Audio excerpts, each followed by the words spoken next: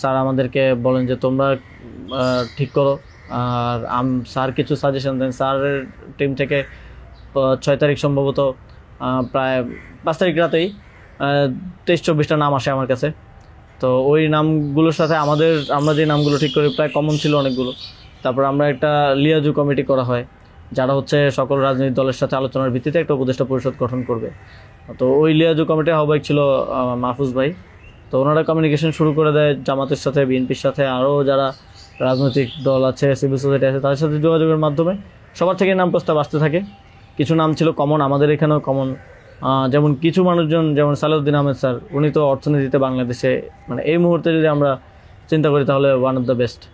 তো ওনার নামটা সব দিক থেকে আসে।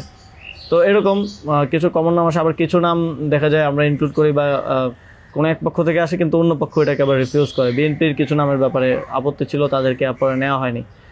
তো এভাবে একটা মোটামুটি সবার সাথে কনসালটেশনের ভিত্তিতে একটা উপদেষ্টা তালিকা করা হয়। এবং যেদিন স্যার ল্যান্ড করে বাংলাদেশে আসেন 8 তারিখ দুপুরে, আর্মি থেকেও কিছু নাম প্রস্তাব করা হয়। কিন্তু আমরা একটু প্রায় 5-6টা নাম আমরা একটু ঘেটে দেখলাম যে এই লোকগুলো ওইভাবে সর্বজন গ্রহণযোগ্য না।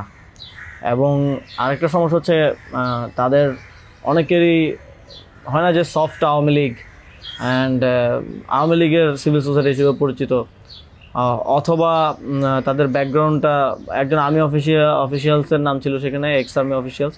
তার ব্যাকগ্রাউন্ড আমরা দেখি যে তিনি ইন্ডিয়ায় তিনি 4 বছর ছিলেন এবং 4 বছরে তিনি কয়েকটা কোর্স করেছেন সেখানে।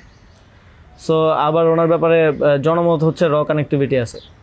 তো ওই নামগুলো আমরা কেটে দেই এবং সেখানে আর্মি কিছুটা নাকশ হয় যে এই নামগুলো কেটে দেওয়ার পরে। এবং ওই স্যারের সামনে রেখেই, কারণ স্যার ওই যখন ভিভিআইপি লাউঞ্জে স্যার ছিলেন এয়ারপোর্টে, তো স্যারের সামনে রেখে আমি আর আসিফ স্যার নামগুলো কেটে দিই যে এই নামগুলো তো আমরা দেই নাই। সেখানে আর্মি চিফও ছিলেন। তো আমাদের ইয়েটা ছিল ওইটাই যে আগের রাতে আমরা যেটা কথা বললাম যে এই উপদেষ্টা পরিষদে যদি আর্মির লোকজনই বেশি থাকে তাহলে তো এটা দিন শেষে আর্মি ব্যাগ আবার 111 টাইপ গভর্নমেন্টই হচ্ছে।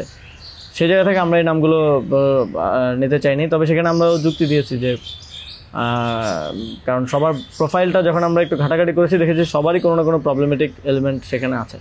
হয় তার কানেক্টিভিটি হিসেবে জনমত আছে, মানুষের মধ্যে গুঞ্জন আছে, অথবা তার আওয়ামী লীগের সিভিল সোসাইটি হিসেবে পরিচিতি আছে। তো এই ধরনের একটা বিষয় ছিল ওই 5-6টা নামের মধ্যে, যে কারণে আমরা সবগুলো নামই প্রায় কেটে দিয়ে শুধু একটা নাম আমরা রেখেছিলাম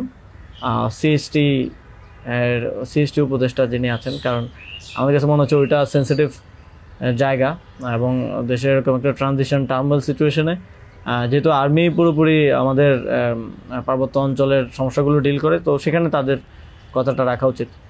সেই জায়গা থেকে ওনার নামটা আমরা রাখি, শুধু আর্মির প্রপোজাল থেকে বাকিগুলো কেটে দেওয়া হয়।